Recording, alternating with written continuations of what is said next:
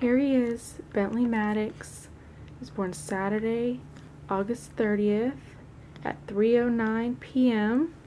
He weighed 8 pounds, 3 ounces, and he was 20.5 inches long. Look how handsome. Hey, buddy. Hey. You say hi to everybody? Can you say hi? Yeah. There he is, finally. Little miracle baby.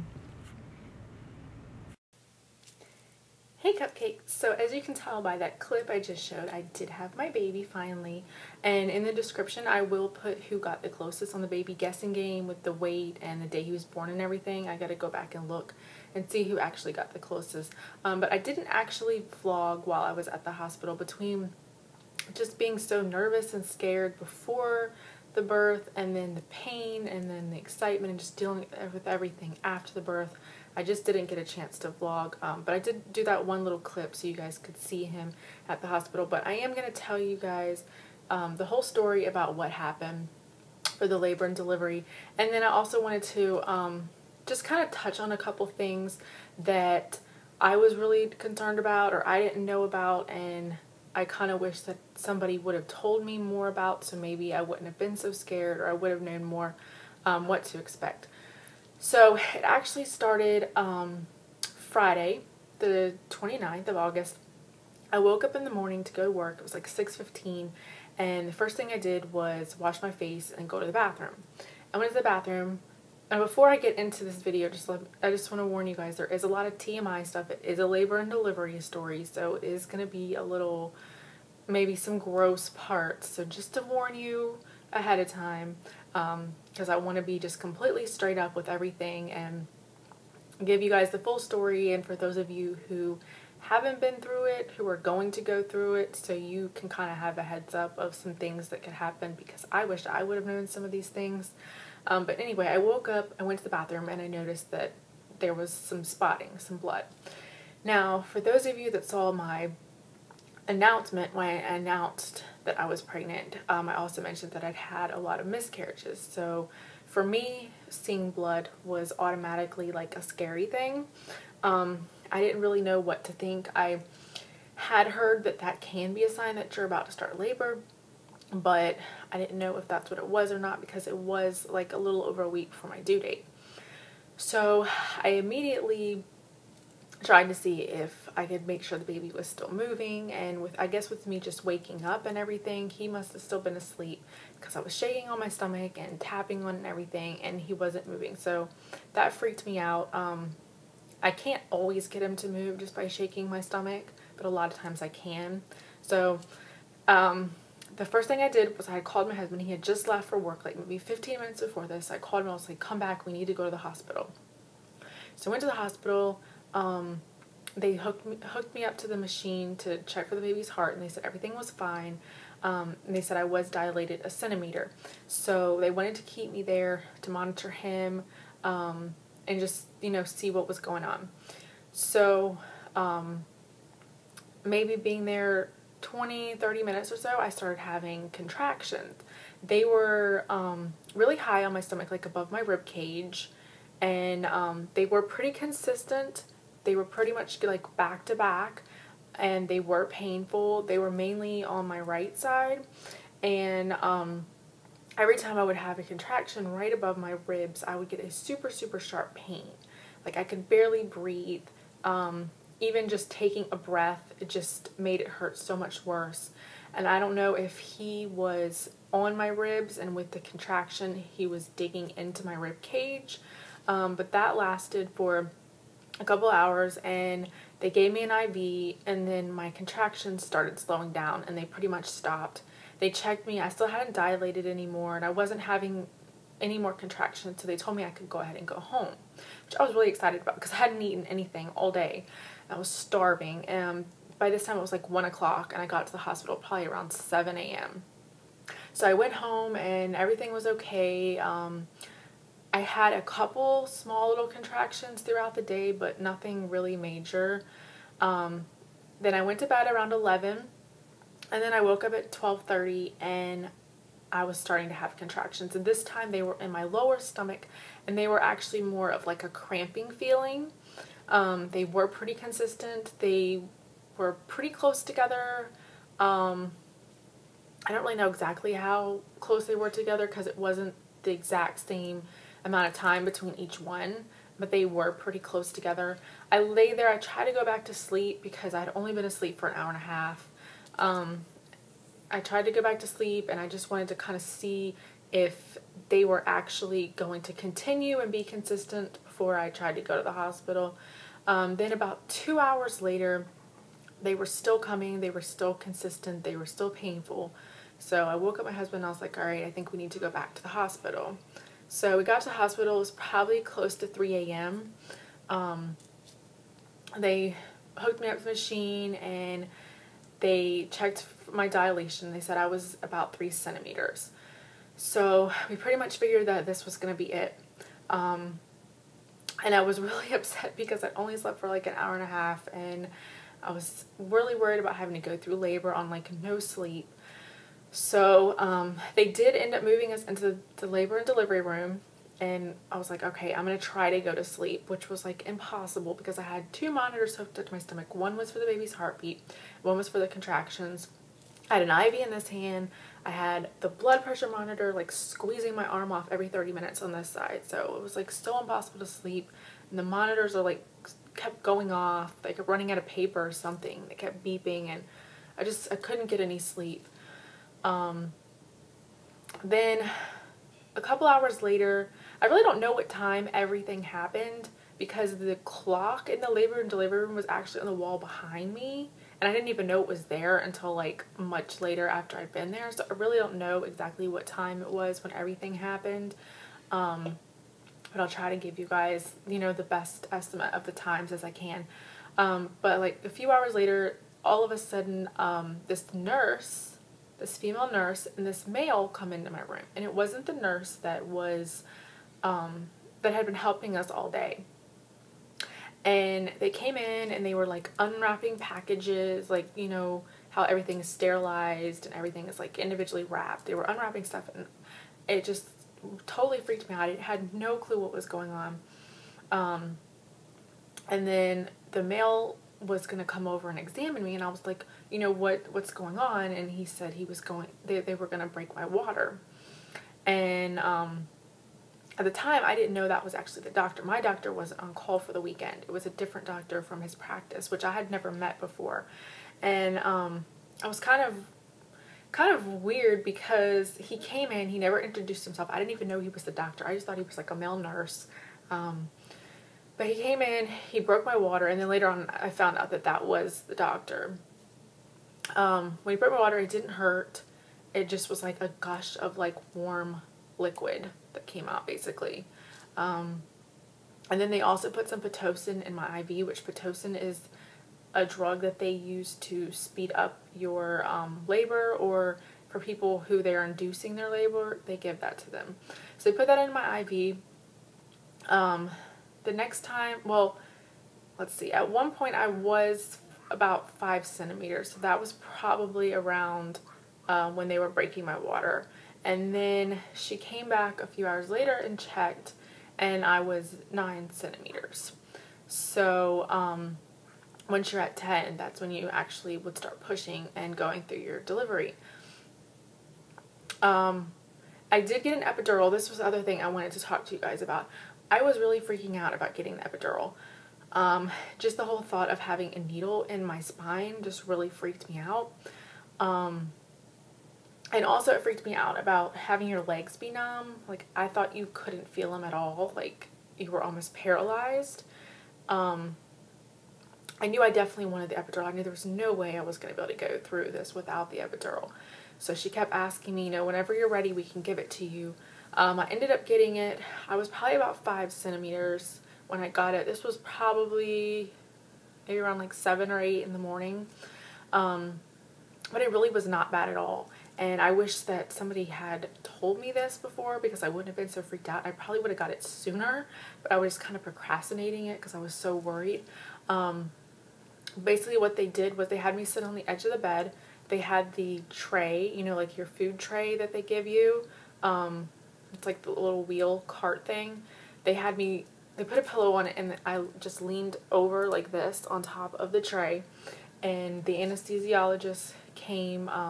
He checked my back, he sanitized it and all that, and then they do put the needle into your spine, but honestly, it really did not even hurt.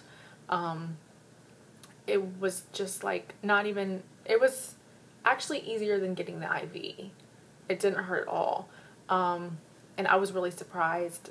And as far as the numbness, it was numb, but you still had control. Like, you could still move and everything, which, like, everyone kind of made it sound like you were almost paralyzed. Not really paralyzed, but like you couldn't really move. That's what was really freaking me out. But it was kind of weird because you were numb, but it really wasn't that bad at all. And it was so crazy because you literally could not feel anything. Like, I had a contraction, and she was like, "Did you feel that?" And I was like, "What?" She was like, "Your contraction." And I was like, "No." Like, I had no idea when I was even having a contraction. So the epidural was definitely amazing. A+, definitely recommend it. So then it was time to start pushing, and this was the other weird thing. The doctor wasn't even there. Like, the nurse basically did everything. Like, every time I would have a contraction, she was looking at the monitor, and she would come over, and she would hold one leg, my husband would hold the other leg, and then she'd tell me when to push. And the doctor wasn't even there. Like, she did this for like hours. I started pushing. It was 12:30. This I know because she did write it on the dry erase board what time I started pushing, which was like right in front of me. So I do know that was at 12:30. The doctor came in maybe about 2 hours later, and he was just checking on everything, and she said, or he told her to let me go another 30 minutes. So I kept pushing. The baby was pretty much right there, but he wasn't coming out. So the doctor finally came in, and he was like, "I'm gonna help you." So they, the bed I was on, they like unconnected the bottom part and like took that away. Then all of a sudden, all these other like nurses came in. They were standing around the little, I don't really know what you call it, the little container that they put the baby in when it comes, like, after he's born, to warm him up and clean him and all that stuff. They were all standing around that. The doctor comes in, puts his scrubs on and everything. And I think what it was, partly the baby was so big, but also I was really exhausted. Like I said, I'd only slept for like an hour and a half. By this time, I had been up for 12 hours. I hadn't really eaten anything except a couple bites of muffin that I tried to eat before I left the house. But I was just exhausted. It had been like over 2 hours. So he was telling me that every time I pushed, it would be 10 seconds that I would push. But some of the times I would push, I couldn't hold it for the full 10 seconds. Like, I couldn't hold my breath and push. I was like basically losing my strength. And I guess at that point, when I would push the baby out a little bit, it wouldn't be enough. And then he would just kind of go back. So I wasn't really getting anywhere. He was basically kind of stuck. So a doctor came in. I pushed a few times. And finally, the baby came out. It was at 3:09, and they pulled him out and they put him on me for like a couple seconds, and he had his back towards me. He was facing away from me, and I tried to like flip him over. I did this twice, but he was so slippery, like I could never actually get him flipped over. So I never got to see what his face looked like. And then they took him across the room and they put him in the little thing, and they were cleaning him up, and the doctor was like, you know, doing his thing, stitching me up and everything like that. And I was like so anxious because I wanted to see what he looked like. I could see his feet in the air and his hands kicking around and everything, and like I knew he was okay. And then I saw him pee in the air, which apparently he did that twice in that little bit of time that he was sitting over there.